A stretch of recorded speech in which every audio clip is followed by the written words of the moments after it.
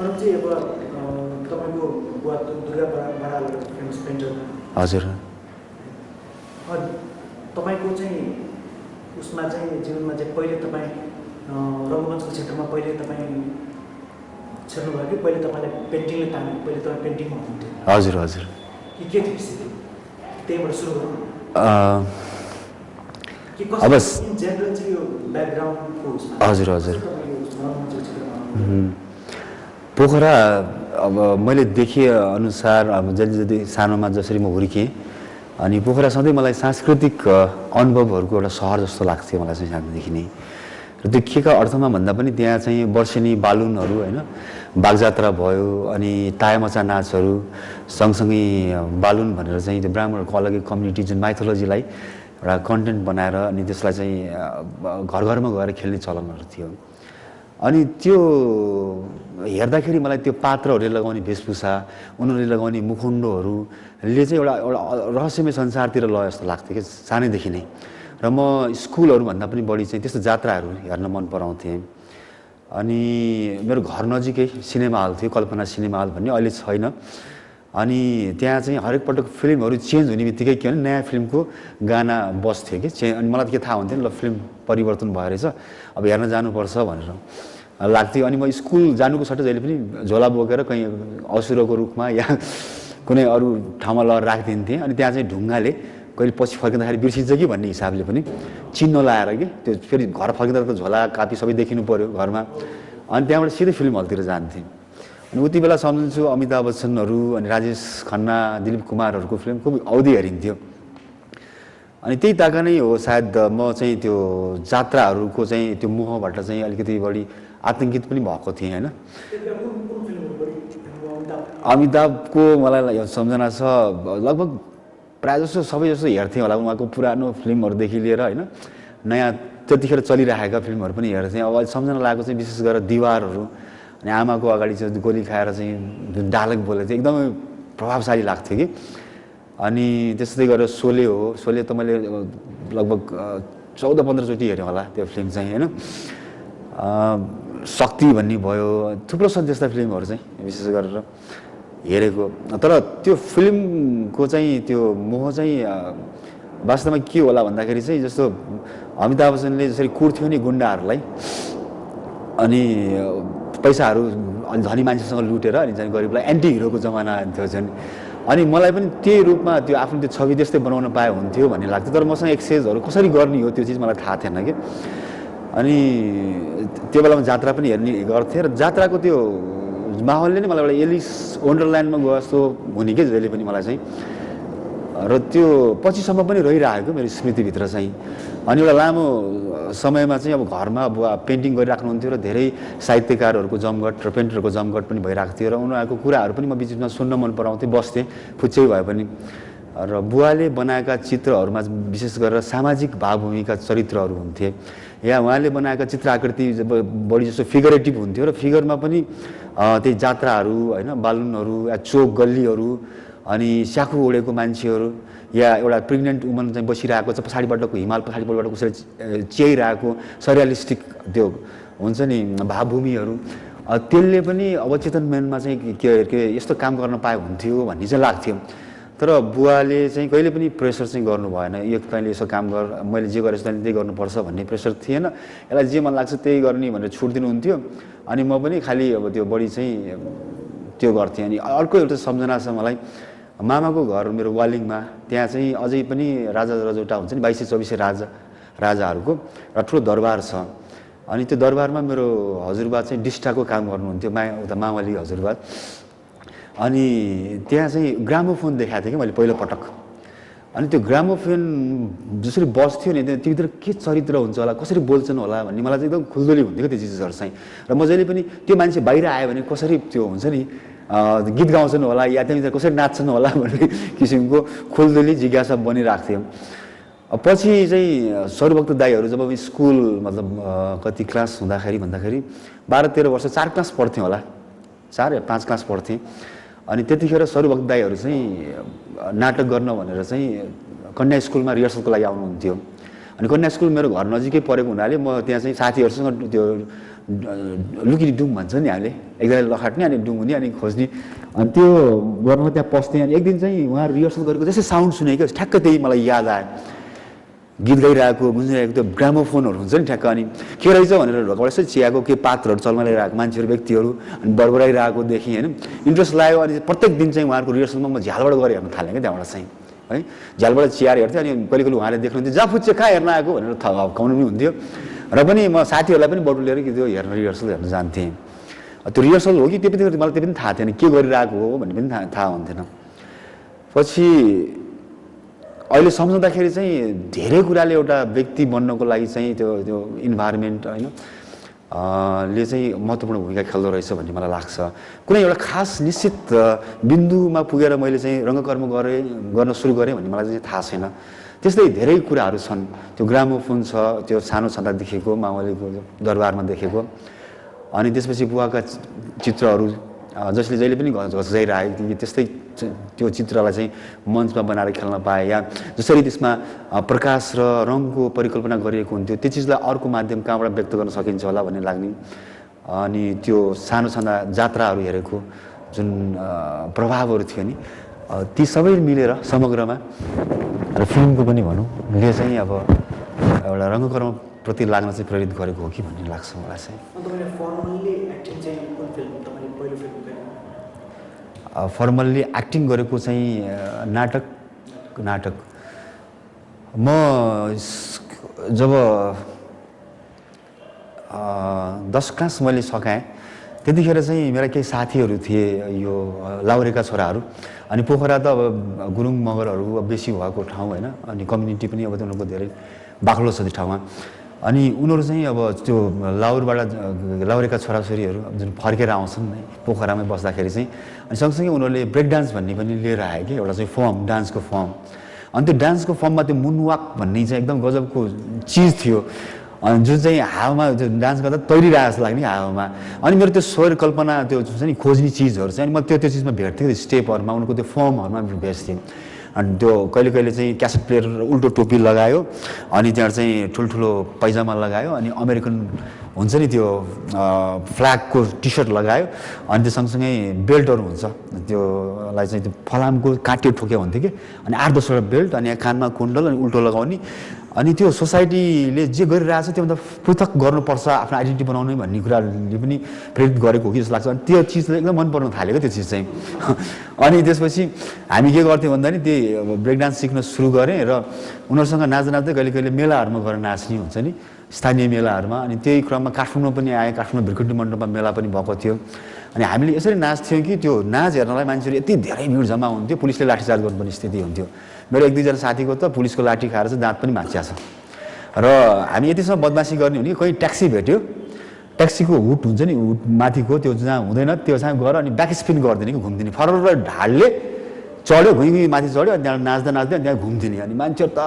त्यतिकै झुम्मिन आउँथ्यो त्यो नाच्दा नाच्दै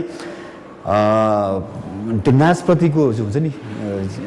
एकछिन रुचि बढ्न थाल्यो क्या अनि त्यो बेलामा म मार्सल आर्ट पनि खेल्थेँ अनि पढाइमा खास त्यति ध्यान चाहिँ दिन्थिनँ अनि त्यही क्रममा चाहिँ यो पोखरेली युवा सांस्कृतिक परिवारले चाहिँ मासिक रूपमा कविताहरू खुला आकाश खुला अभिव्यक्ति भनेर गर्थे अनि कविता सुन्न जाने त्यो प्रक्रिया अगाडि बढ्यो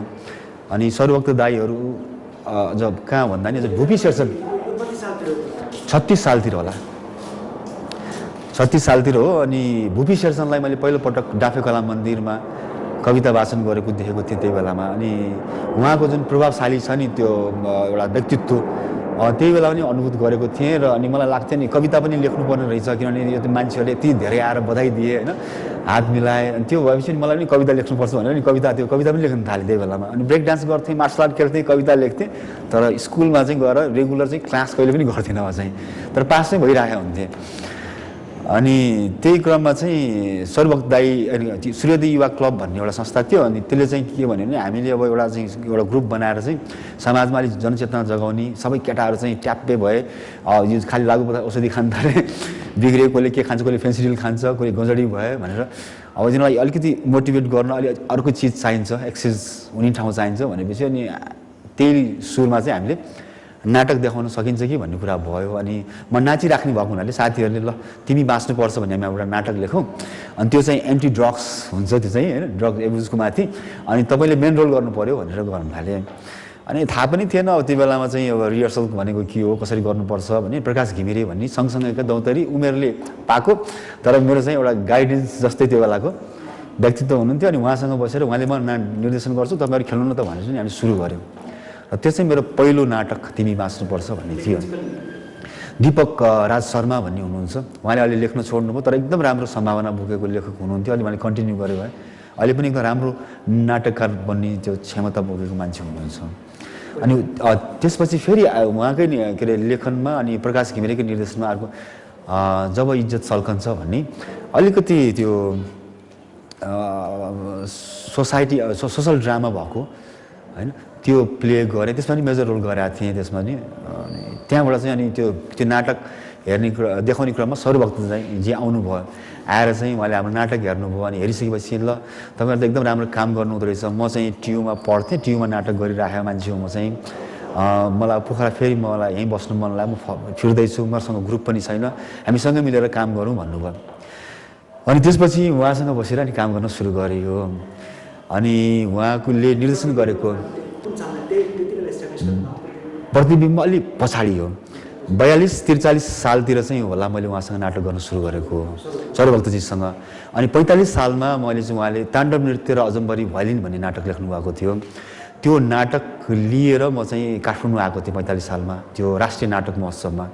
र त्यो नाटकले ठुलो हलचल ल्याएको थियो। त्यतिखेर एकदमै नाटक हुन्थे त्यो समयसम्म, एकदमै काठमाडौँमा एक्टिभिटी 45 सालसम्म एकदमै राम्रो नाटकहरू पनि हुन्थे। र विभिन्न सङ्घ त्यो मसरुम उम्रे जस्तै ठाउँ ठाउँमा नाटक संस्थाहरू थियो त्यतिखेर चाहिँ। अनि त्यही नाटक गर्ने बेलामा चाहिँ सबैले प्रशंसा पनि गरे। अनि मलाई त्यो आइडेन्टिटी पहिलोपटक पत्र पत्रिकामा चाहिँ होइन राष्ट्रिय स्तरको पत्र पत्रिकामा नाम पढेपछि ओहो यो त ठुलो नाम कमाउने चिज पो रहेछ भन्ने लाग्यो। त्यसपछि अनि अब यसैमा लाग्छु भन्ने हिसाबले सोच बनाउन थालेँ त्यसपछि। अनि उहाँसँग 2-3वटा अरू नाटकहरू पनि खेलियो पोखरामा। अनि मलाई के लाग्यो भन्दा नि जुन किसिमको नाटकहरू संस्थाहरू जन्मिराखेका छन्, जुन किसिमको कामहरू भइरहेको छ, त्यसले चाहिँ मैले जुन किसिमको काम गर्न चाहिरहेको त्यसको रचनात्मक भोकलाई चाहिँ मिट गर्न सक्ने जस्तो किसिमको प्रडक्सन्स हेर्न वातावरण पनि थिएन। र मैले केही नयाँ चिज गर्न रुचाइरहेको थिएँ कि मतलब जुन किसिमको काम भइरहेको छ त्यसले चाहिँ मात्रै नेपाली रङ्गकर्मलाई चाहिँ अगाडि लिएर जान सक्दैन भन्ने लाग्न थाल्यो मलाई चाहिँ। अनि त्यसो हुनुको कारण के थियो भन्दा नि टेलिभिजन र फिल्महरूको चाहिँ त्यो अतिक्रमण भइसकेको थियो। अब हरेक मान्छेहरूको ड्रइङ रुमभित्र जसरी त्यो टेलिभिजनले अतिक्रमण गरेको थियो नि मान्छेलाई आइसकेको थियो त्यो चाहिँ है। अनि पोखरामा नि आइसकेको थियो। अनि त्यसले चाहिँ के भन्दा नि दर्शक नाटकको दर्शकलाई एक किसिमले पर पनि लिएर गएको थियो। र नाटकहरू कस्ता हुन्थ्यो भन्दा नि त्यही जस्तै क्या, त्यही रेप्लिकेट गरे जस्तै फिल्ममा जे हुन्छ टेलिभिजनमा जे हुन्छ त्यस्तै किसिमको नाटकहरू बढी हुने। अनि मलाई के लाग्थ्यो भन्दाखेरि अब हामीले नाटक भन्ने भाषालाई बदलेनौँ भने हाम्रो रचनात्मक ऊर्जा या रङ्गमञ्चको चाहिँ अस्तित्व चाहिँ साँच्चै मरेर जान्छ। हामीले अब गर्ने काम भनेको जुन कुरा टेलिभिजनले गर्दैछन् र यो सिनेमाले गर्दैछन् त्योभन्दा भिन्न भाषाको र भिन्न प्रकृतिको हुनुपर्छ, अनि मात्र दर्शकहरू हामी बिच आइपुग्न सक्छन् भन्ने लाग्थ्यो। तर मलाई अब कसरी गर्नुपर्छ त्यो चिजहरू, कहाँबाट प्राप्त गर्ने त्यो ऊर्जा या त्यसको चेतना भन्ने चाहिँ अब जिज्ञासा लागिरहेको थियो। अनि यसै क्रममा चाहिँ अब काठमाडौँमा आउने जाने काम पनि गर्ने, अरूको काम पनि हेर्दाखेरि चाहिँ अनि मलाई के लाग्यो भन्दा नि अब एउटा यस्तो संस्था बनाऊ जसले चाहिँ नियमित नाटक गरोस्। अब पोखरी युवा सांस्कृतिक केन्द्र कस्तो थियो भन्दा नि साहित्यको 3वटै विद्यालय चित्रकला, सङ्गीत र साहित्यलाई लिएर अगाडि बढेको। अनि अब धेरै जसो साहित्यकारहरूको जमातहरूको नि अब बढी बोलबाला थियो। अनि त्यसले गर्दाखेरि चाहिँ बढी साहित्यिक कार्यक्रम नै हुने, नाटक वर्षमा एउटा गऱ्यो त्यसपछि हराएर गयो। अनि नियमित नाटकको श्रृङ्खला सुरु गर्नुपर्छ, अनि मात्रै हामीले नयाँ दर्शकहरू निर्माण गर्न सक्छौँ भनेर लागेपछि अनि केही साथीहरू मिलेर अहिले सम्झन्छु साथीहरू हाम्रो पोखरा मेरो घरको छेउमा एउटा कलबट थियो, त्यहाँबाट तल सेती नहर बग्थ्यो, त्यहीँ बस्थ्यौँ बेलुका चाहिँ केही पऱ्यो भने। अनि दीपक राज शर्मा, प्रकाश घिमिरे, शरद बाटाजु, प्रेम पुन अहिले उहाँहरू कोही पनि यो फिल्ममा हुनुहुँदैन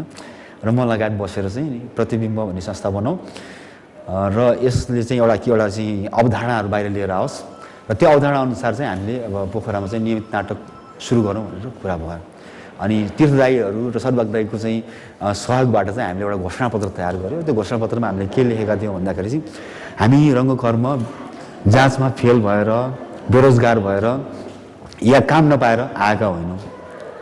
हामीलाई के लाग्छ भन्दाखेरि नाटकभित्र जुन रचनात्मकता हुन्छ त्यसले चाहिँ सामाजिक रूपान्तरमा ठुलो भूमिका खेल्न सक्छ र यो चेतनाको उज्यालोलाई हामीले अब हामीसँग मात्र होइन कि हामी जस्तै काम गर्ने अरूहरूको बिचमा पनि पुर्याउनुपर्छ भन्ने सोच थियो। र अर्को साथसाथै के पनि थियो भन्दाखेरि चाहिँ नेपालमा जुन किसिमका नाटकको ट्रेडिसन्स जुन थियो, जुन किसिमको एक किसिमको प्रोटोटाइप काम हुन्थे, त्यो प्रोटोटाइप पर्फर्मेन्सबाट चाहिँ हाम्रो रङ्गमञ्चलाई बाहिर ल्याउनुपर्छ। त्यसको लागि हामीले आधुनिकीकरण कसरी गर्ने रङ्गकर्मलाई चाहिँ भन्नुको मतलब नेपाली रङ्गकर्ममा अब भित्रिन लागेको या जुन हामीले पढेर या अध्ययन गरेर प्राप्त गर्छ त्यो ज्ञानलाई त्यसलाई आधुनिक बनाउने र सँगसँगै लोक परम्परा जुन छ, जुन बिस्तारै लोप हुँदै गएको छ त्यसलाई पनि रिभाइटलाइज गर्ने फेरि रङ्गमञ्चको माध्यमबाट चाहिँ बिउचाउने, जसले गर्दाखेरि रङ्गमञ्चले लोककलाबाट केही प्राप्त गरोस् र रङ्गमञ्चको कारण लोककलालाई फेरि अर्को केही नयाँ चिज प्राप्त होस् लगायत यो के अरे प्रतिबिम्ब हाम्रो निजी सम्पत्ति होइन, सार्वजनिक हो भनेर यसरी नै केही बुँदाहरू अहिले ठ्याक्कै मलाई सम्झना छैन कति भनिएको थियो सुरु गर्यो। अनि यो 47 साल ठ्याक्क प्रजातन्त्र आएपछि, हजुर, अनि प्रजातन्त्र आएपछि ठ्याक्कै अनि असार महिनामा हो हामीले चाहिँ घोषणा जारी गरेको पनि। अनि त्यसपछि हामीले के गर्यौँ भन्दाखेरि चाहिँ केही दर्शकहरू निर्माण गर्नपट्टि लाग्यो। अनि हामीले एउटा कार्ड बनाएका थियौँ, 500 रुपियाँ तिर्नु पर्थ्यो र हामी वर्षको 6वटा नाटक देखाउँथ्यौँ उहाँहरूलाई। त्यसमा चाहिँ के पनि भनेका थियौँ भने देशी वा विदेशी सबै खाले नाटक हामी मञ्चन गर्नेछौँ। अनि विदेशी किन भनेर प्रश्न पनि गर्थे, नेपाली नाटक पनि गर्नुपर्छ भन्थ्यो। हामी के भन्थ्यौँ भन्दाखेरि चाहिँ होइन, हामीले कसरी लेखिरहेको छौँ, हाम्रो ट्रेन्ड कहाँ पुगेको छ, अनि हाम्रो रचनात्मकता, हामीले गर्ने काम, हाम्रो ऊर्जा, अनि हामीले जसरी विषयवस्तुलाई उठाइरहेको छौँ र उनीहरूले उठाउने विषयवस्तुलाई एउटा तुलनात्मक अध्ययन हुनुपर्छ र हामीले चाहिँ त्यो कमजोरीहरूलाई सच्याउन सक्छौँ भन्ने लाग्थ्यो। अनि त्यही कारणले देशी विदेशी भनेर अनि हामीले त्यो काम सुरु गर्न थाल्यौँ। अनि त्यही बेलामा मैले हेलो आउट दियर भन्ने विलियम सारोनको नाटक, अनि अल्बर्ट कामुको न्यायप्रेमी, एन्टोन चेखवको चेरी अर्चर्ड, अनि सौरभक्तका नाटक भयो, केही नाटकहरू थिए जस्तो जिउँदा अवशेषहरू भन्ने भयो, अशेष मल्लको इत्यादि प्रश्नहरू गरेर यसरी 6-7वटा नाटक हामीले वर्षमा देखाउन सुरु गऱ्यौँ। अनि 2 वर्षसम्म चलाएँ। अनि त्यो क्रममा मलाई के लाग्यो भने जुन काम, जुन सर्कल थियो हामीसँग होइन, काम गरिरहेको थियौँ, त्यो के थियो भन्दाखेरि चाहिँ अब लाइटिङ गर्ने भन्यो, आफैले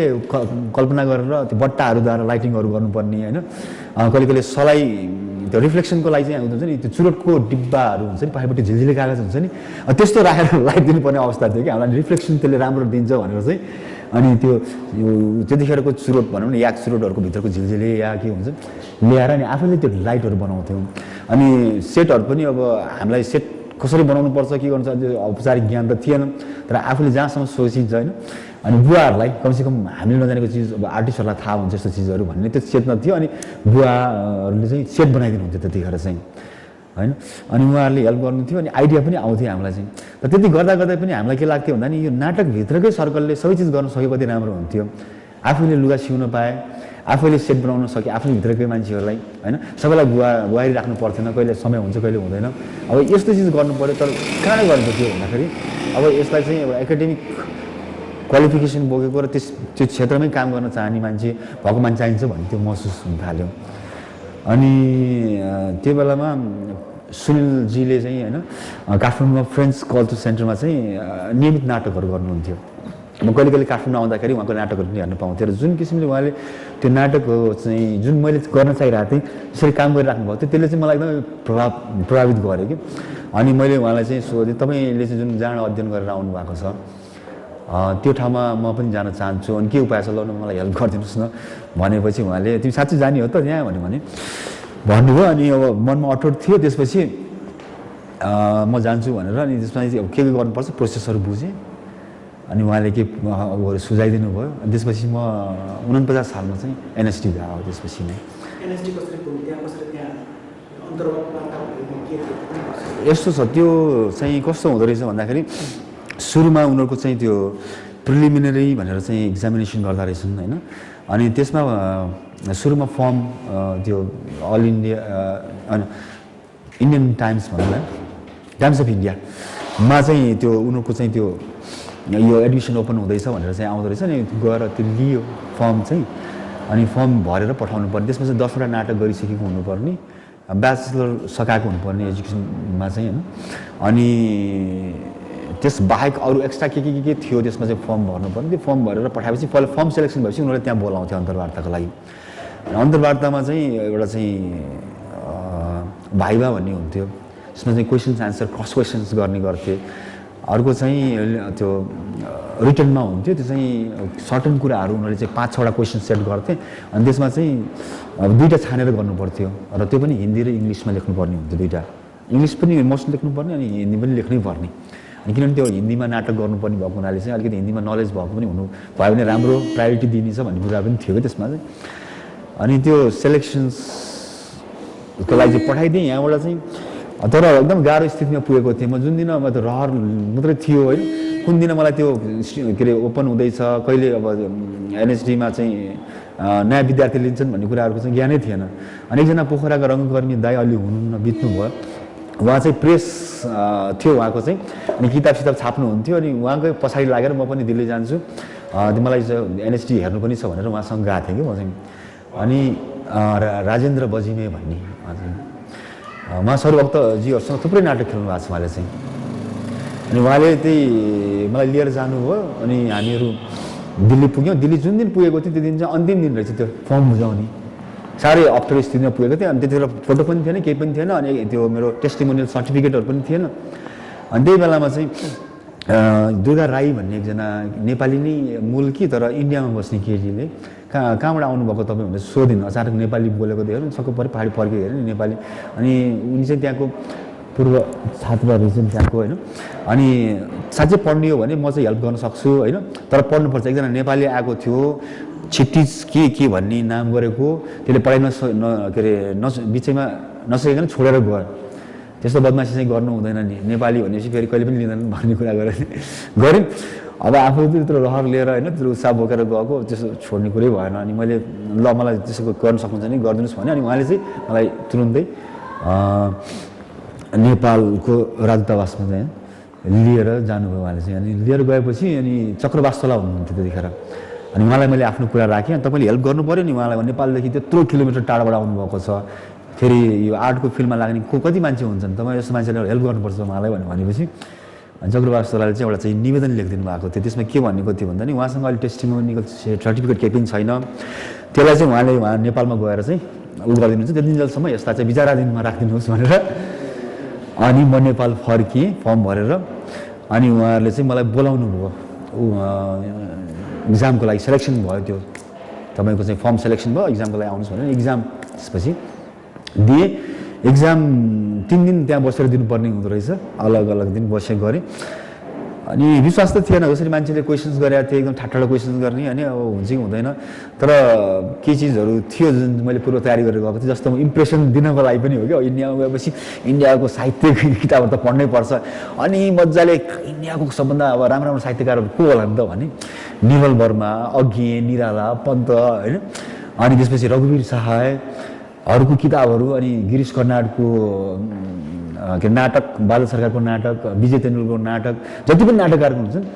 त्यो पहिलोचोटि जाँदा नि लिएर बोकेर आएको थिएँ पढेँ तर पुरै पढ्न भ्याएको थिएन गफ दिएँ मैले अब त इम्प्रेसन त पार्नै पऱ्यो कति पढाएको थियो कति पढाएको थिएन क्या अनि त्यसपछि उनीहरूले सोधे अनि तपाईँले त्यसबाहेक अब चेखवको नाटक पनि पढेर गएको थिएँ अनि चेखवमा के पाउनुभयो तपाईँले र मोहन राकेशमा के पाउनुभयो भने तुलनात्मक कुरामा चाहिँ उनीहरूले चाहिँ क्रस क्वेसन्स गराएको थियो अनि मैले के भने दुवै यथार्थवादी भावुकमा लेखेका नाटकहरू हुन् तर मलाई मोहन राकेश भन्दाखेरि चाहिँ चेकअप मन पऱ्यो भने चाहिँ किन मोहन राकेश किन मन परेन भनेर भन्नु कुरा गर्नुभयो अनि मैले के भन्दा नि मोहन राकेशको आधे अधुरे भन्ने जुन नाटक छ त्यो नै आधा अधुरो छ तर चेखवको नाटकमा जुन पात्रहरू छन् जसको जीवनमा धेरै कुराहरू अधुरा छन् अधुरा हुँदाहुँदै पनि एउटा आशा चाहिँ बाँचिराखेको छ र मलाई जहिले पनि एउटा निश्चित आशावादी नोटमा लगाएर छोड्ने नाटकहरू मनपर्छन् त्यस कारण मन पराएको भनेको अहिले चाहिँ अनि उहाँहरू हाँस्नु भयो त्यसबाहेक अरू के छ त भने चेकअपको चाहिँ किन मन पऱ्यो त्यसबाहेक भने अनि नेपाली सोसाइटीसँग लिङ्कअप गराएँ क्या अब चाहिँ नयाँ वर्गहरू आउँदै हाम्रो प्रजातन्त्र चेन्ज भयो अब नयाँ चिज हुन्छ नि नयाँ वर्ग आउँदैछ अनि पुरानो वर्गहरू चाहिँ बिस्तारै पतनतिर जाँदैछन् होइन भन्ने कुराहरू रिलेट गरेँ उहाँलाई साथै इन्ट्रेस्टिङ लाग्यो होला त्यो कुराहरू पनि अनि अर्को चाहिँ आर्ट र यो आर्ट ललित कलाका विधा र रङ्गमञ्चको बिचमा के सम्बन्ध छ भनेर पनि सोधेको थिएँ के भने त्यतिखेर याद छ अनि जानुस् तपाईँ भने अनि अर्को कुरा के गरेको थिएँ म यसो बाहिर निस्किन लाग्थेँ फेरि बोलाएँ यदि तिमीले चाहिँ यहाँ पढ्न पायो भने स्कलरसिप कहाँबाट पाउँछौ भनेर सोधेँ मसँग त उपाय थिएन केही पनि थिएन कसले दिन्छ भन्ने मैले स्कलरसिप पनि अनि मैले के भने भन्दा तपाईँले पढाए मलाई साह्रै रहर लाएर इच्छा लाएर पढ्न आएको र म पछिसम्म पनि रङ्गमञ्चमै जीवन बिताउन चाहन्छु भनेर आएको तपाईँले पढाउनु भयो भने पढ्छु होइन भने फर्कन्छु भन्यो भने अनि त्यसपछि ल जानुहोस् त भन्यो उनीहरूले चाहिँ आएँ करिडोरमा आएर मलाई डर लागिरहेको थियो के हुन्छ भनेर चाहिँ एकजना टिचर पहाड मेरो पछि आउनुभयो कि मैले सँगसँगै आएर म बोलाउनु भयो के भन्नुभएको थियो नेपाल नरेश भन्नुभएको जस्तो लाग्छ मलाई नेपाल नरेश भनेर भन्नुभयो क्या नेपाल नरेश भन्यो अनि अड्केँ एकछिन बसेँ जाओ आफ्ना बोरिया बिस्तर बात किया अब चिंता की कोही बात नहीं भन्नुभयो क्या सर मैं पास हो गया भन्नु अरे पास क्या तुम पहले से ही हो गए थे तुम अब हमारे देश के दामाद हो गए भने के भन्नु चाहिँ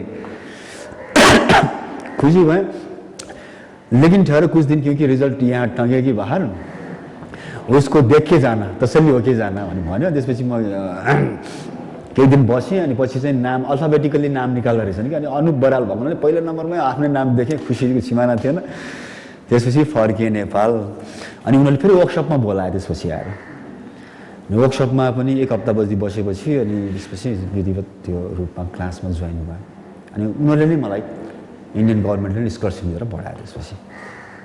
र त्यो पिरियड चाहिँ मेरो लागि चाहिँ एक किसिमले भित्रदेखि नै के त्यो आफूलाई मैले जस्तो किसिमको काम गरिरहेको छु अब मैले कुन भावी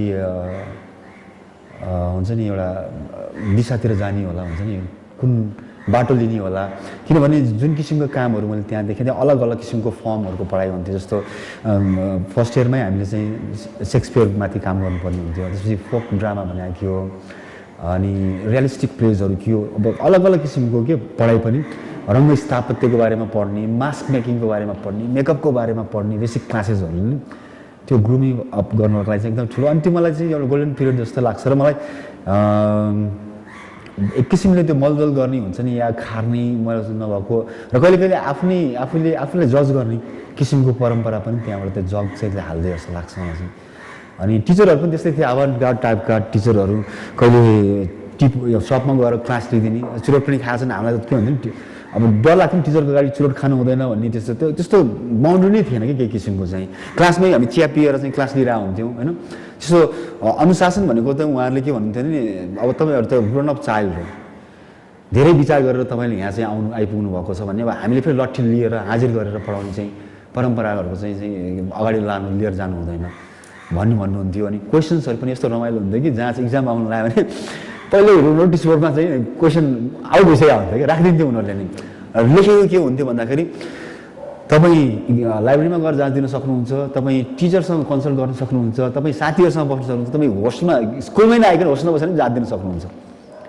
भनेर क्वेसन राखिदिया हुन्थ्यो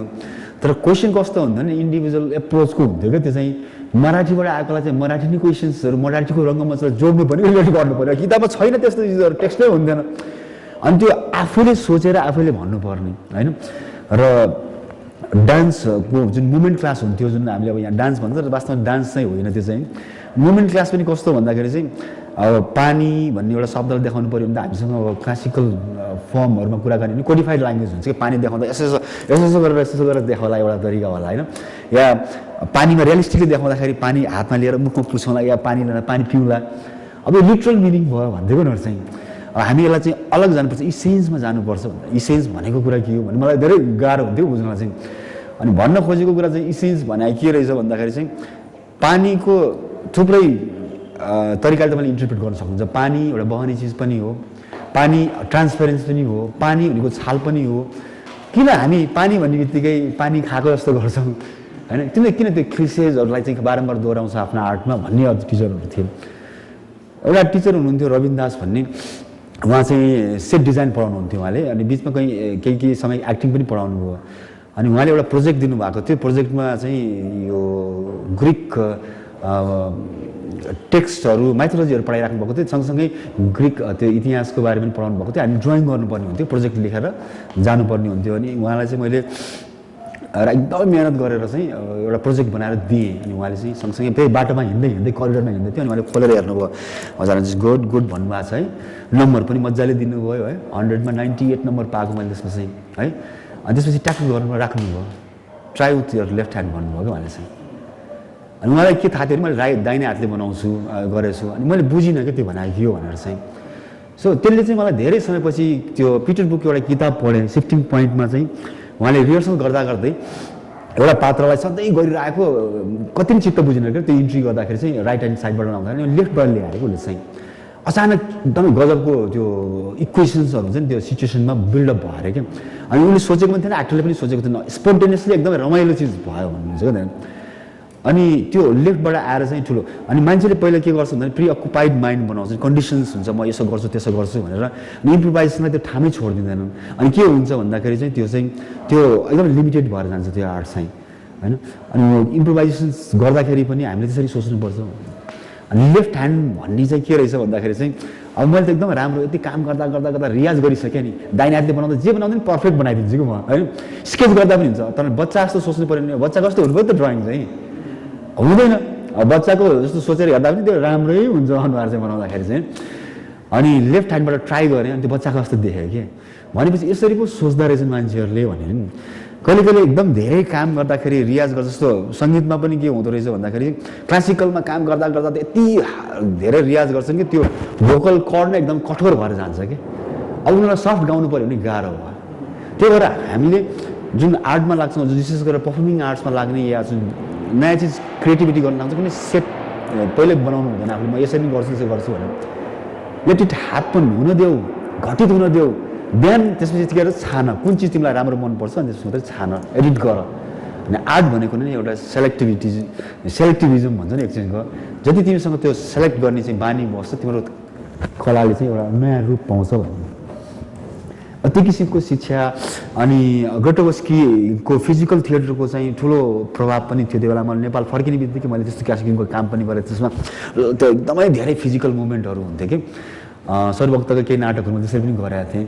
अनि त्यो भाषा नै अलि फरक किसिमको थियो एउटा स्कुलको इन्फ्लुएन्स पनि होला सँगसँगै नयाँ चिज गरौँ अब नेपालमा भइरहेको काममा त फरक गरौँ भन्ने हिसाबले त्यो पछिल्लो चरणमा मेरो धेरै कामहरू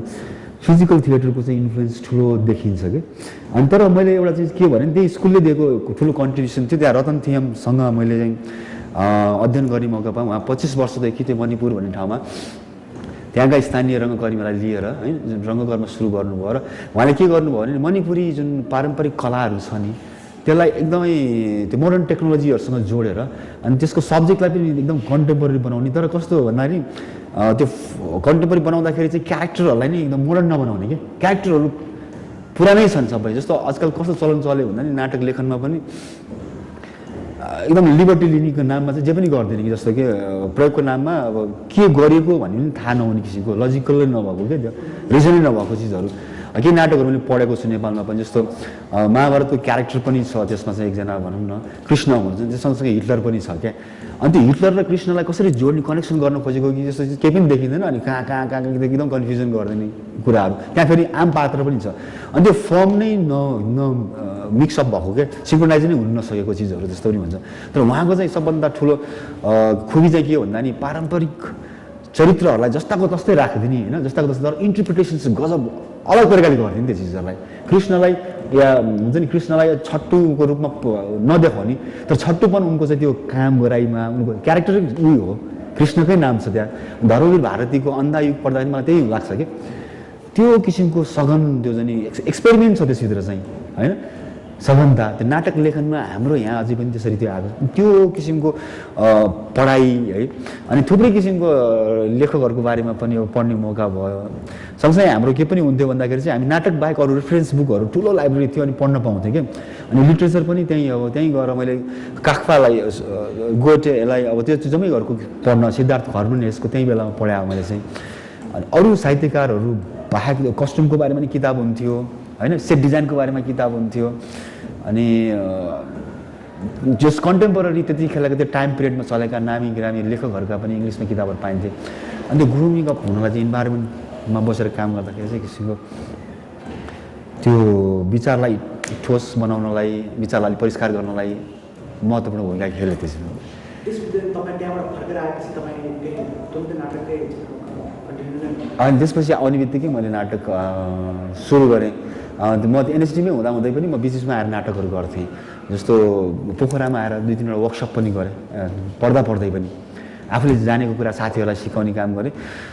अनि त्यही बेलामा हो मैले त्यो विदेशी नाटकहरू पोखरामा गर्न सुरु गरेको पनि अनि त्यसपछि एनएसडी सकेर फर्केर आएपछि पहिलोचोटि मलामी भन्ने नाटक गरेको थिएँ मैले चाहिँ सरूभक्तजीको नि उहाँको 2टा थियो मलामी र मलामी काठमाडौँमा पनि गरेँ पोखरामा पनि गरेँ मलामीहरू अनि त्यो फेस्टिभलमा भएको थियो अनि म फेस्टिभलमा पार्टिसिपेट पनि भएको थिएँ त्यतिखेर चाहिँ अनि त्यसको चाहिँ best actor best actress best director best play right सबै एकैचोटि जम्मै त्यसले पायो कि त्यो पहिलोचोटि नेपाली नाटकको इतिहासमा एउटै नाटकले सबै पुरस्कार पाएको त्यही नाटक भएको थियो चाहिँ एक्टर्स स्टुडियो त धेरै 2006मा होला हामीले इस्टाब्लिस गरेको अनि त्यो गर्नुको पछाडि के उद्देश्य थियो भन्दाखेरि जस्तो म काठमाडौँ बस्न सुरु गरिसकेका थिएँ प्रतिबिम्ब हातबाट छुटेर गइसकेका थियो पोखरामा साथीहरू म यहाँ जुन सर्कल पनि थिएन अनि यहीँ कहिले प्रतिबिम्बकै नाममा अरू संस्थामा काम गरिरहेका साथीभाइहरूलाई जुटाएर पनि काम गर्थेँ कहिले आरोहणसँगै बसेर पनि काम गर्थेँ म चाहिँ उहाँहरूले आमन्त्रण गर्नुहुन्थ्यो नाटक निर्देशन गर्थेँ अनि त्यो गर्ने क्रममा त्यो गरिराख्दाखेरि पनि अब जुन किसिमको अब मैले त्यो सोच बनाएर आएको थिएँ नि एउटा पुस्तकालय होस् एउटा थिएटरको माहौलभित्र चाहिँ क्यान्टिन होस् अनि एउटा सुलभ र सम्पन्न पनि नाटक गर्ने एउटा नाटक प्रेक्षालय होस् भन्ने जुन सोच र अनि एउटा चाहिँ स्कुलिङ जस्तो गर्ने भन्दा मान्छेलाई रेगुलर क्लासेस हुने वातावरण भएको ठाउँ बनोस् भनेर चाहिँ सोचेर आएको थिएँ त्यो चिज चाहिँ पाइनँ कि मलाई धेरै म जब आएको थिएँ त्यतिखेर चाहिँ नाटक गर्दाखेरि पनि मलाई धेरै मान्छेहरूले अब नाटकमै काम गरिराखेका होइन अग्रजहरूले पनि किन आएको तिमी यहाँ नेपाल किन फर्क्यौ तिमी जस्तो त्यत्रो पढेर ज्ञान लिएर अब मान्छे इन्डियामा गएर स्ट्रगल गरे भए हुन्थ्यो चान्सेस त पैसा नि हुन्थ्यो नाम पनि हुन्थ्यो भनेर भन्नुहुन्थ्यो कि अनि मलाई किसिमको त्यो क्षणमा चाहिँ अलिकति त्यो किसिमको डिप्रेसन त नभनौँ तर किसिमको दुविधाहरू चाहिँ थियो के गर्ने होला के गर्ने मलाई भोलि भात खाएर रङकरौँ गरेर भात खाएर पनि पुग्दैन भन्नेमा आफूलाई पनि अब बाँकी फ्यामिलीलाई के गर्छु भन्ने थाहा थिएन म आफै पनि सर्भाइभ गर्न सक्छु भन्ने स्थिति थियो रङ्गकर्म चाहिँ म 2047 साल म जतिखेर फर्केँ ठ्याक्कै के भन्थ्यो भने नेपालमा रङ्गमञ्च मऱ्यो भन्नेहरूको थियो कुरा थियो सुनिलजीहरू पनि नाटक गर्नुहुन्थेन आशिष दाईहरू पनि नाटक गर्नुहुन्थेन जो गरिराख्नेहरू पनि उहाँहरू गऱ्यो भने पनि कसरी एनजिओ आइएनजिओको काममा मात्रै बढी व्यस्त हुनुहुन्थ्यो त्यो पनि के भन्दा नि त्यही बाँच्नको लागि जिसिसिजाको लागि उहाँहरूले काम गरिराख्नु भएको थियो क्रिएटिभ काम मञ्चमा आएर कहिले पनि भएकै देखिन्थेन कि फेस्टिभलमा वर्षमा एकपटक के अरे राजकीय प्रज्ञा प्रतिष्ठानले चाहिँ नाटक महोत्सवको आयोजना गर्थ्यो अनि रमाइलो जस्तो एकछिन केही जस्तो सरगर्मी भयो जस्तो हुन्थ्यो त्यसपछि चाहिँ सुन्ने त्यो के अरे रियल त्यो मैले त्यो एक दर्शन एक मौत पनि भनेको थियो इमेजेस मलाई जहिले नै आउने त्यो रेलवे स्टेसनमा ट्रेन आउँछ नि एकछिनमा एकदमै के चलपल हुन्छ अनि ट्रेन छोडेपछि रित्तो के सुनसान उचाड लाग्दो हुन्छ नि ठ्याक्कै त्यस्तै थियो क्या मरुमी जस्तो है त्यो बेला थियो अनि त्यतिखेर नै मैले चाहिँ रङ्गकर्मको चाहिँ मैले जुन किसिमको रङ्गकर्म गर्ने सोच बनाएको थिएँ त्यो त्यहीँबाट मैले सुरु गरेको त्यही शून्य भइरहेको रङ्गमञ्चबाट नै मैले चाहिँ आफूलाई प्राप्त गरेको कि जस्तो लाग्छ मलाई फेरि बेला चाहिँ अनि एक किसिमको त्यो हुटुटी पनि होला एक किसिमको होइन कसैले पनि गराएको छैन मैले गर्नुपर्छ भन्ने च्यालेन्ज लिन्छु रिस्क लिन्छु भनेर गरेको पनि होला अनि मैले 2-3 वर्ष लगातार रङ्गकर्म गरेपछि अनि सुनिलजीहरूलाई त्यसपछि बल्ल गर्न थालेछ केटाले त भनेपछि उहाँहरूलाई पनि एक किसिमको अनि ल मिलेर काम गर्नु भनेर नि आरोहण शनिबार फेरि सुरु गरेँ क्या त्यो चाहिँ 56 सालमा चाहिँ म 52 सालमा फर्केँ 3 वर्ष चाहिँ अनि नियमित नाटक गरेँ मैले चाहिँ त्यतिखेर अरू कोही पनि थिएन नाटक गर्ने नाटक गऱ्यो भने पनि सडक नाटक हुन्थ्यो त्यो पनि अवेरनेस सम्बन्धी मात्रै नाटकहरू हुन्थ्यो हजुर अनि 56 सालमा गएपछि अनि आरोहण शनिबार सुरु भयो अनि सुनिल राईले चाहिँ ल अब गर्नुपर्छ तिमीले पनि हेल्प गर मलाई चाहिँ आरोहण शनिबार गर्नलाई अनि उहाँहरूको सेट बनाइदिने होइन अनि नाटकहरू पनि अब उहाँले चाहिँ इन्भाइट गर्नुहुन्थ्यो जासुन्द जोगीको पहिलोचोटि मैले त्यही बेलामा गरेँ हो है अनि यसरी काम गर्न थालियो होइन अनि अर्को मूलभूत कुरामा चाहिँ जुन मेरो उद्देश्य थियो ड्रिम थियो ड्रिम प्रोजेक्ट जस्तै अझै पनि चलिरहेको छ अझै पनि फुलफिल भएको छैन त्यो आफ्नो थलो जहाँ चाहिँ रङ्गकर्मीहरू बसेर आफ्नो कुराहरू चाहिँ एकै ठाउँमा बसेर एकै समय बसेर आदान प्रदान गर्न सकुन् अनि बिन्दास रूपमा के एक्लै आफूलाई क्रिटिसाइज पनि गर्न सकुन् सँगसँगै राम्रो कजको लागि चाहिँ मतलब काम गर्न कसरी सकिन्छ ग्रुप थिएटर हुन्छ नि गरेर भन्ने सोच थियो त्यो चाहिँ अझै पनि छ अनि त्यो क्रमलाई नै निरन्तरता दिने उसमा चाहिँ अनि यो पछिल्लो चरणमा एक्टर्स स्टुडियो चाहिँ अब जन्मेको हो एक्टर्स स्टुडियो बनाउनुको पछाडि अर्को चाहिँ के थियो भन्दा नि नेपाली रङ्गकर्म एकदम एकाङ्की भयो क्या त्यो चाहिँ एकाङ्गी भन्छौँ नि एक्लो भन्दा पनि रङ्गकर्मीहरू खालि रङ्गकर्म मात्र गरिरहेछन् बाहिर के भएको छ देश कता गइरहेछ त्यसमा जोडिने कसरी प्रयास गर्ने हो जोडिने भनेको राजनैतिक रूपमा चेतनशील हुने आर्थिक रूपमा के भइरहेछ होइन सामाजिक रूपमा मात्रै होइन कि ह्यापनिङहरू के भइरहेछ त्यो ह्यापनिङबाट हामीले नेपाली रङ्गकर्मले के प्राप्त गर्न सक्छ र नेपाली रङ्गकर्मले त्यो ह्यापनिङ भएको माहौलमा अर्को के कन्ट्रिब्युट गर्न सक्छ र सोसाइटीलाई नै सोच्ने जुन मानसिकता छ मान्छेहरूको त्यसलाई नै कसरी परिवर्तनको मोडमा लिएर जान सक्छ भन्ने कसरी गर्ने त भन्दाखेरि मलाई के लाग्यो भने हामीले अब रङ्गकर्मको त्यो साँगुरो परिधिलाई अलिकति फराकिलो बनाउनुपर्छ हामी कहाँ राम्रो लेखकहरू छैनन् होइन हामी कहाँ चाहिँ नाटक लेखकहरू छैनन् अब त्यो कसरी प्राप्त गर्ने खोज्नु पऱ्यो त हामीले नै क्रिएट गर्नुपर्छ त्यो चिजहरूलाई चाहिँ अनि त्यस गर्ने के त भन्दाखेरि चाहिँ वर्कसपहरू गर्नु पऱ्यो लेखकहरूलाई पनि नाटक लेख्नको लागि चाहिँ वर्कसप बनाउने एउटा वातावरण एउटा थलो बनाउनु पऱ्यो निर्देशकलाई पनि निर्देशकले एउटा नाटक छान्दाखेरि किन कसरी इन्टरप्रिट गर्छ कसरी सेट डिजाइन गर्छ कसरी कस्ट्युम बनाउँछ कसरी रिलेट गर्छ त्यसमा युनिफर्मिटी कसरी ल्याउँछ त्यसले चाहिँ होइन युनिसनमा कसरी राख्छ इन्जेबल भनेको के हो केही पनि थिएन त्यसलाई गर्नको लागि चाहिँ के गर्नुपर्छ भने हामीले अब डिफ्रेन्ट डिसिप्लिनको मान्छेहरूलाई चाहिँ एउटा थलोमा ल्याउने प्रयास गरौँ भनेर नि मैले interdisciplinary course 3 months intensive course भनेर एक्टर्स स्टुडियो सुरु गरेँ जहाँ चाहिँ टेलिभिजनका मान्छेहरू पनि आउन् चाहे रङ्गमञ्चको पनि आउन् चाहे रेडियोका मान्छे पनि आउन् या फिल्मका मान्छे पनि आउन् र एकले अर्कालाई चाहिँ यो रङ्गमञ्च बचाउन या उनीहरूलाई आफूले के लिएर जान सक्छन् तिनीहरूलाई लिएर जान सकुन् भनेर चाहिँ वातावरण बनोस् भनेर नि सुरु गरेँ अनि मलाई लाग्छ त्यसले चाहिँ ठुलो महत्त्वपूर्ण भूमिका निर्वाह गर्दो रहेछ किनभने त्यसले गर्दाखेरि हामीले नयाँ अब सेट डिजाइनहरू प्राप्त गर्न थालेको छ सुजन चित्रकार उहाँ आर्टमा हुनुहुन्थ्यो अब हामीले छोडिदिएको भए होइन उहाँ आर्ट मात्रै गरेर बसिराख्नु थियो उहाँले हामीलाई कन्ट्रिब्युट गर्नुभयो सायद उहाँले पनि रङ्गमञ्चबाट केही सिक्नुभयो होला त्यस्तै गरेर अरूहरू पनि जस्तो त्यो हाम्रो बज्र होटलमा लुडमिला हुङ्गर हुनुहुन्छ उहाँले पनि कस्तो गजबको उहाँ पनि गजबको आर्टिस्ट पनि सँगसँगै आर्किटेक्चरमा काम गर्ने मान्छे हुनुहुँदो रहेछ उहाँले चाहिँ त्यो आर्किटेक्चरको मान्छे आउँदाखेरि पनि कति धेरै फाइदा भएको छ त्यो चिजहरूलाई त्यही भएर डिफ्रेन्ट डिसिप्लिनको मान्छेलाई कविता भन्ने मान्छेलाई पनि रङ्गमञ्चमा ल्याउनु पऱ्यो होइन अनि उपन्यास लेख्ने मान्छेलाई पनि ल्याउनु भयो के थाहा जस्तो घनचक्कर कसरी भएको त न्याय प्रेमीसँग जोडिनु भयो होइन न्याय प्रेमीसँग नजोडेको भए सायद त्यो आइडिया पनि आउँथ्यो कि आउँथ्यो त्यसरी त्यो एकदमै हेल्प गर्छ कि यसले अर्को विधालाई इन्रिच गर्नको लागि चाहिँ अनि त्यो प्रयास सुरु गर्नुपर्छ भनेर नि अनि एक्टर्स स्टुडियो चाहिँ जन्म भयो अहिले हामीले 6वटा ब्याच निकालिसक्यौँ हरेक वर्ष 2टा तर एक दुई पटक चाहिँ के पनि भएको छ नि हामीले त्यो 0 सेसन पनि भएको छ त्यो चाहिँ आफ्नै व्यस्तताको कारण किनभने हामीसँग अब त्यो म्यान पावर पनि छैनन् अनि अहिले चाहिँ के प्रयास गर्ने कोसिस गरिरहेको छु भन्दाखेरि चाहिँ अब आफ्नै जो स्टुडेन्ट छन् त्यसमा पनि राम्राहरूलाई नै अब त्यो म्यान पावर सप्लाई गर्ने हिसाबले चाहिँ होइन गर्नुपर्छ भन्ने अब त्यो बोध हुन थाल्यो अब स्टुडेन्टहरूले पनि बिस्तारै बिस्तारै त्योलाई अब के भन्ने त्यो प्रयासलाई चाहिँ अगाडि लिएर जाने कोसिस गरिरहेको छ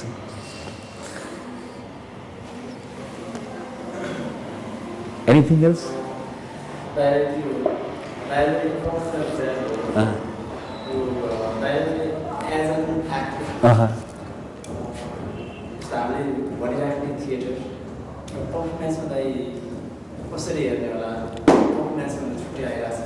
हजुर मलाई के लाग्छ भन्दा नि एउटा निश्चित एउटा थिन लाइन चाहिँ छ पर्फर्मेन्स र थिएटरको आर्टको बिचमा एउटा थिन लाइन चाहिँ छ त्यो थिन लाइन के हो भन्दाखेरि चाहिँ पर्फर्मेन्समा धेरै हाँगाहरू मिसिएका छन् जस्तो त्यसमा पर्फर्मेन्स आर्टमा मल्टिमिडिया पनि जोडिएको छ पर्फर्मेन्समा भनेपछि फिल्म पनि आउँछ फिल्म मल्टिमिडियासँगै जोडेको कुरा भयो तर रङ्गमञ्चमा चाहिँ अहिलेसम्म पनि त्यो प्रयासलाई चाहिँ कसरी हेरेको छ भन्दाखेरि चाहिँ is it helpful for theatre यसले थिएटरलाई अगाडि लिएर गएको छ पर्फर्मेन्स आर्टले या चाहिँ यसले चाहिँ जुन त्यसको चाहिँ इसेन्स हुन्छ नि थिएटरको इसेन्स भनेको के हो भन्दाखेरि 3वटा चिजले एकदमै महत्त्वपूर्ण भूमिका खेलेको हुन्छ एउटा चाहिँ स्पेक्टेटर हो एउटा चाहिँ एक्टर हो जसले पर्फर्म गर्छ त्यो अनि एउटा चाहिँ स्पेस हो यो 3टा चिज पर्फर्मिङ आर्ट्सभित्र चाहिँ कतिको आएको छ मतलब देखिन्छ त्यो चिजहरूको र अर्को के भन्दा नि के अरे एक्टर्सको चाहिँ पावर केमा भन्दाखेरि जुन शब्दलाई चाहिँ न्यारेट गरेर जुन भिजुअलहरू क्रिएट गर्न सक्छ नि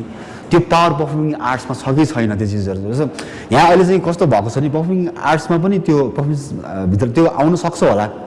तर अहिलेसम्म देखिएका चिजहरू पर्फर्मेन्स आर्टमा के छ भन्दाखेरि चाहिँ एउटा आर्ट छ त्यो आर्ट्सको के भन्छ नि लाई अगाडि बढाउन या त्यो आर्टले भन्न खोजेको कुरालाई चाहिँ एउटा एक्टरले सहारा गरेको छ क्या मतलब चाहिँ छ नि एक्टर त्यसको एउटा पार्ट बनेको छ स्वतन्त्र चाहिँ विधा जुन रङ्गमञ्चले आफूले ग्रहण गर्छ त्यो चाहिँ देखिएको छैन एक किसिमको मिक्सअप हुन्छ नि एक किसिमको भएको छ मेरो विचारमा पर्फर्मेन्स आर्ट्स भनेको चाहिँ रङ्गमञ्चको लागि चाहिँ एउटा त्यो इम्प्रोभाइजेसन गर्ने एउटा एकदम गजबको थलो हुनसक्छ जस्तो लाग्छ तर पर्फर्मेन्स आर्ट्स नै रङ्गमञ्च होइन कि म भन्छु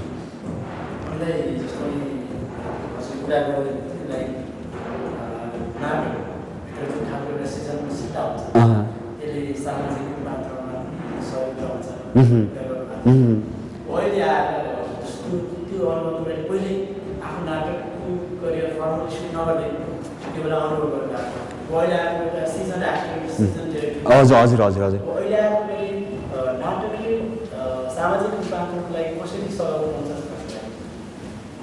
जस्तो पहिलो सोच्दाखेरि चाहिँ म सायद त्यति सचेत थिइनँ होला जतिखेर मैले रङ्गमञ्च सुरु गरेँ यसले समाजमा आफ्नो आइडेन्टिटी बनाउन ठुलो मद्दत पुर्याउँछ भन्ने लाग्थ्यो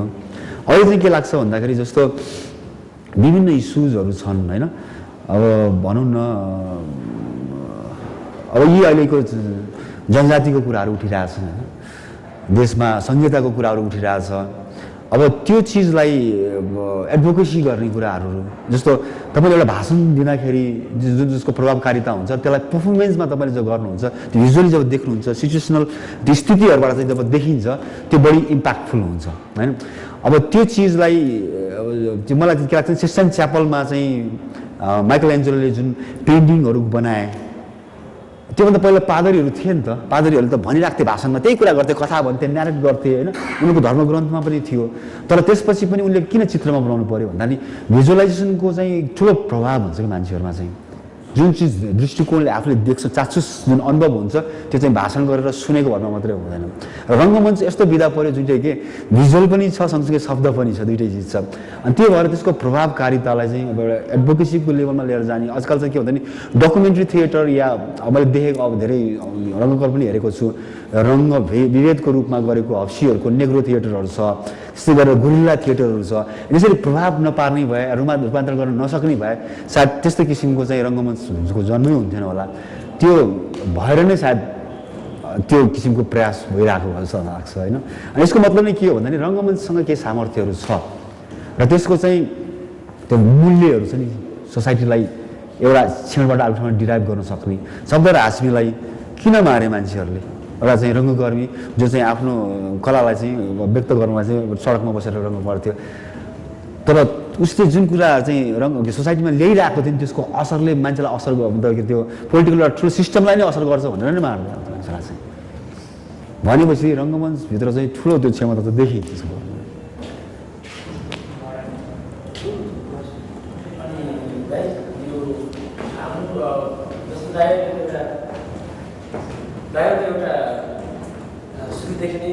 नेपाली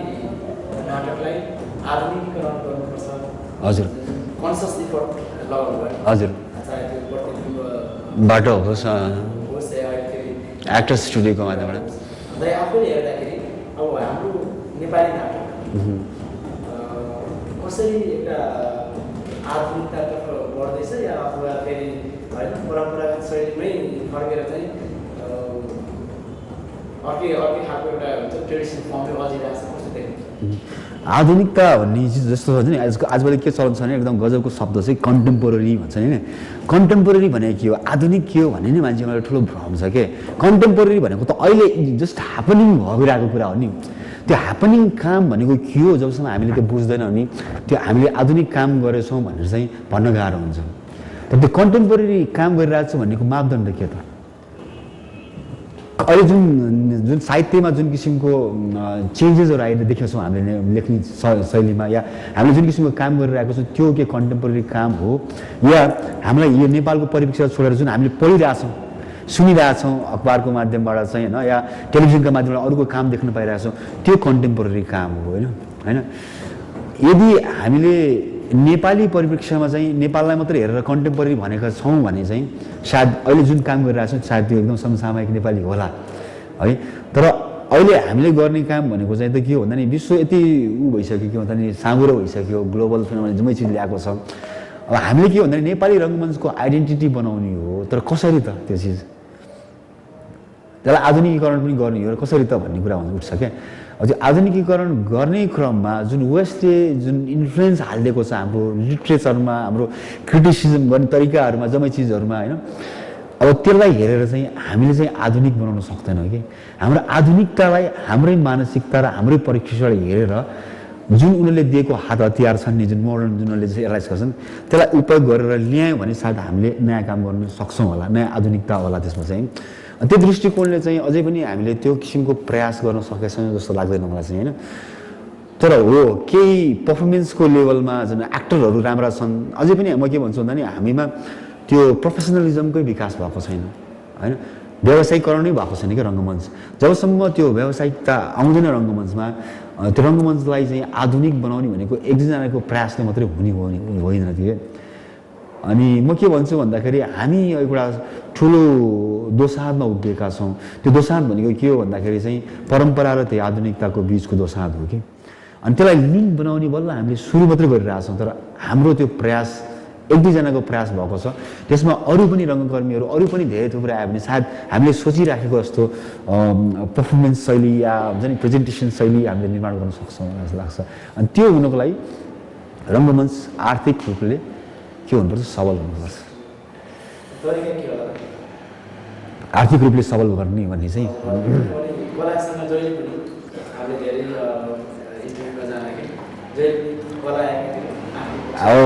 अब यो चिज चाहिँ के हो भने त्यही मार्केटिङको कुरो हो होइन। अब कला गर्नेहरूसँग सायद त्यो चेतनाहरूको विकास भइसकेको छैन जस्तो लाग्छ मलाई अझै पनि त्यो होइन। किन कला गर्नु त्यही भएर इन्टरडिसिप्लिनरी भनेको कारण त्यो हो कि अब हाम्रो रङ्गकर्म गर्ने या हाम्रो रङ्गकर्मलाई मार्केटसँग कसरी जोड्ने भन्ने मान्छेहरूको रङ्गकर्म आगमन हुनु पऱ्यो कि। अब मैले चाहिँ मार्केटिङ गरेर एउटा उमेर पुगिसकेँ, एउटा चाहिँ गरिसकेँ, अब मैले फेरि त्यो मार्केटिङमा गएर चाहिँ काम गर्न सक्दिनँ होला। अब हामीलाई त्यस्तो मार्केटिङ गर्ने थुप्रै तरिकाहरू सक्छ। जस्तो अहिले हामीले लाग्यो मलाई जस्तो नाटक हुँदाखेरि मलाई अहिले लागेको छ जस्तो नाटक कसले हेर्छ भन्दा मध्यम वर्गीय परिवारहरू नै अहिलेसम्म हेर्छ। एलिट क्लासहरू भनेको त खालि त्यो समाजमा सोसलिस्ट टास बनाउनको लागि रङ्गमञ्च हेर्न जानुपर्छ भन्ने मात्रै छ। अब मध्यम वर्गीयहरूलाई चाहिँ रङ्गमञ्चमा ल्याउने हो भने चाहिँ उनीहरूको दैनिक जीवनमा उपयोग हुने कुराहरू के छन् उनीहरूको आफ्नो जीवनयापनमा। जस्तो तरकारी किन्न जाँदाखेरि ब्याग हुँदैन, ब्यागमा नाटकको नाम लिएर स्पोन्सर गर्नु पऱ्यो कि, नाटक त्यति इम्पोर्टेन्ट बनाइदिनु पऱ्यो कि। ठेलागाडामा त्यो ऊ बेच्छ नि, चना बेच्छ के बेच्छ, तिनीहरूलाई प्याक गरेर दिन्छ नि त्यो सामान, त्यसमा पनि नाटकहरूको नामहरू या पर्फर्मेन्स भएको प्रचार प्रसार गर्ने तरिकाहरू त्यो हुनसक्छ होइन हामीले चाहिँ, ताकि म्याक्सिमम् दर्शकहरू आउन्। अब जस्तो कुनै एनजिओ आइएनजिओले सपोर्ट गरेर मात्रै नेपाली रङ्गमञ्च लामो समयसम्म बाँच्न सक्दैन। हामीले त्यो घरेलु हुन्छ नि त्यो भित्रबाटै, घरभित्रबाट नै त्योलाई सस्टेन गर्न सक्ने मेन पावरहरू या दर्शकहरू निर्माण गर्नुपर्छ कि हामीले चाहिँ। अनि त्यो गर्नको लागि हामीले गरेको कामहरूको यस्तो काम हो, रङ्गमञ्चको महत्त्व बुझाउने किसिमका होइन कुराहरू स्कुलहरूमा गएर गर्न सक्छौँ। स्कुलमा चाहिँ विद्यार्थीहरूलाई डट पेन दिन सक्छौँ नाटकको नाममा चाहिँ, सानो धेरै पनि पर्दैन, 5 रुपियाँ 50 रुपियाँको टिकट काट्छ, 45 रुपियाँ दिएर त आयो नि उनीहरू चाहिँ राइट। अनि त्यसले के गर्छ भन्दा त्यो संस्कारहरू गर्छ र रङ्गमञ्चलाई एउटा महत्त्वपूर्ण स्थानमा लिएर जान्छ। सायद अहिलेको स्थितिमा त्यो मार्केटमा जाने महत्त्वपूर्ण तरिका त्यो पनि हुनसक्छ होला जस्तो लाग्छ।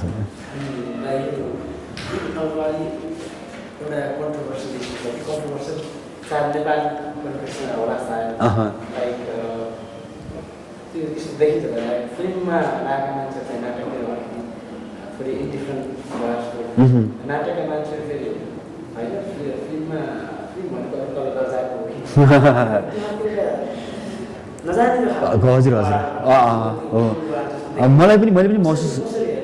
महसुस गरेको छु त्यो पनि होला। जस्तै अहिले जसरी रङ्गमञ्चमा नेपाली रङ्गमञ्चमा जुन किसिमको कामहरू भइरहेछन् नि, पुरानो कुरा गर्दैन ती चाहिँ अहिले नेपाली चलचित्रमा बनेका फिल्महरूभन्दा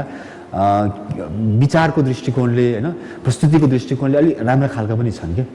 अब फिल्म पनि अब प्रयास नभएको छैन, जुन किसिमको मेन स्ट्रिमको हामीले सिनेमा कुरा गर्छौँ नि, सायद त्यो रङ्गकर्मीहरूलाई त्यो लागेको हुनसक्छ। मतलब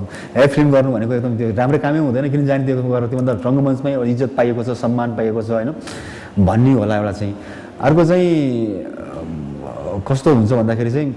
अब समझको पनि फरक हो कि जस्तो लाग्छ किनभने मलाई त के लाग्छ भन्दा नि मैले एउटा एक्टर हुँ म चाहिँ बेसिकली म एउटा एक्टर हुँ मैले रङ्गमञ्च गरेँ र मैले भोलि कुनै ठुलो राम्रो फिल्ममा अपर्च्युनिटी पाएर मैले राम्रो काम गरेँ भने अल्टिमेटली त्यसले रङ्गमञ्चलाई नै हेल्प गर्छ जस्तो लाग्छ किनभने म फेरि रङ्गमञ्चमा फर्केर काम गर्छु मेरो त जीवनै रङ्गमञ्च हो नि म त फिल्म 5-6 गर्नुलाई बिजी होला के समय तर अल्टिमेटली गर्ने भनेको त फेरि रङ्गमञ्च नै हो अनि त्यो मेरो आगमन जुन रङ्गमञ्च हुन्छ त्यो सुखद कसरी हुन्छ भन्दाखेरि एउटा चाहिँ व्यक्तित्व एउटा पर्सनालिटी बनिसकेको हुन्छ रङ्गमञ्च के छ भने सीमित दर्शकसम्म मात्रै पुग्छ फिल्म जस्तो एकदम मास मिडियामा जान सक्दैन अब त्यसको लोकप्रियता पनि फरक हुन्छ त्यसको ग्ल्यामर पनि फरक हुन्छ रङ्गमञ्चलाई हेर्ने अनि त्यो ग्ल्यामरले के गर्छ भन्दा नि रङ्गमञ्चमा दर्शकलाई पुल गर्नको लागि ठुलो मद्दत पुर्याउँछ त्यही भएर यसलाई चाहिँ शत्रुको नभएर एकअर्काको चाहिँ के गर्ने परिपूरक रूपमा हेर्नुपर्छ जस्तो लाग्छ मलाई अनि भएको विकास पनि त्यसरी नै भयो नि पहिला रङ्गमञ्चको विकास भयो त्यसपछि नबोल्ने फिल्महरू साइलेन्ट आयो होइन त्यसपछि बोल्ने चिज बनेर आयो अनि कहिले कहिले के हुन्छ भने यसरी पनि लिनुपर्छ यो कम्पिटिसन्स के भन्छ स्पोर्टिभ भावनाले पनि हेर्नुपर्छ क्या कतिपय रङ्गमञ्चबाट फिल्मले कतिपय राम्रा कुराहरू ग्रहण गरेको छ कतिपय सिनेमाले थिएटरबाट राम्रा कुराहरू ग्रहण गरेको छ क्या अनि यसलाई चाहिँ एउटा एक किसिमको एक्सप्लोर गर्ने एउटा मिडियमको रूपमा लिने हो न कि यसलाई चाहिँ यो आयो भने हामी खत्तम हुन्छौँ र त्यसले गर्यो भने यिनीहरू आयो भने हामीलाई फेरि खत्तम पार्छन् भन्ने कुराहरू ठुलो विवाद चाहिँ भएको छ त्यो चाहिँ बेअर्थको जस्तो लाग्छ किनभने अहिलेको जमानामा सबै विधा भञ्जनहरू भइरहेका छन् होइन कथा जस्तो लाग्दैन कविता हो कि जस्तो लाग्छ उपन्यास लेख्यो त्यो कविता हो कि के अरे कथा हो कि या त्यो कुनै फर्ममा पनि अब नयाँ किसिमको कामहरू हुन थालेको छ अब त्यसमा चाहिँ यसो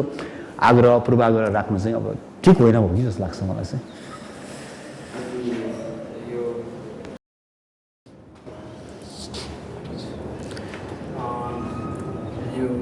यतिका वर्षमा तपाईँको रङ्गमञ्चमा जुन आबद्धता रह्यो हजुर त्यस बिचमा जस्तो अब विभिन्न खालका उतार चढावहरू आए कुराहरू चाहिँ एकदमै बिर्सन नसकिने हजुर हजुर पीडादायक सुखमय पनि हुनसक्छ विचारहरू ठिक छ मलाई एउटा सन्दर्भ जोड्न मन लागिहाल्यो होइन यसमा मलाई अहिले लागेको कुरा के भन्दाखेरि चाहिँ जस्तो नेपाली रङ्गकर्मकै कुरा गर्दाखेरि म ठ्याक्क अहिले फेरि त्यहीमा जोडिन्छु तिम्रो कुरामा